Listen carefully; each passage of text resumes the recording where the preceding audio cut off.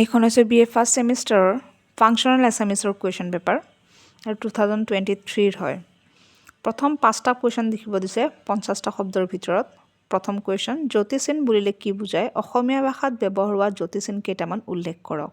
Next, বিশেষ্য পদ বুলিলে কি বুজায়? ইয়াৰ বিভিন্ন ভাগবোৰৰ উল্লেখ কৰক। নেক্সট, সমাপিকা ক্ৰিয়া আৰু অসমাপিকা ক্ৰিয়া কি বুজাই লিখক। নেক্সট, অসমীয়া ভাষাৰ তালিবে আখৰ, মূৰ্ধন্য আখৰ আৰু দন্তি আখৰ ধ্বনিৰ উচ্চাৰণত সততে কৰা ভুলৰ উদাহৰণ দাঙি ধৰক।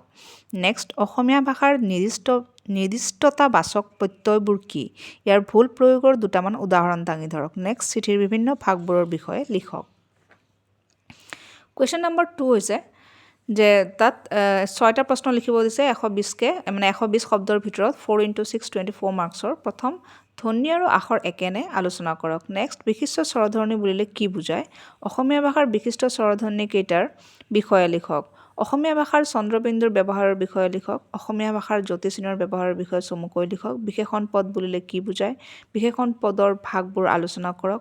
মতুৱা খণ্ডবাক্যৰ গঠন প্ৰক্ৰিয়াবোৰৰ বিষয়ে লিখক। তলৰ খণ্ডবাক্যবোৰৰ অৰ্থ লিখি বাক্য ৰচনা কৰক। খণ্ডবাক্যবোৰ দিয়া আছে দুধৰ পচলা, পাবত গজা, ধুন মৰা, অথাই সাগৰত পৰা।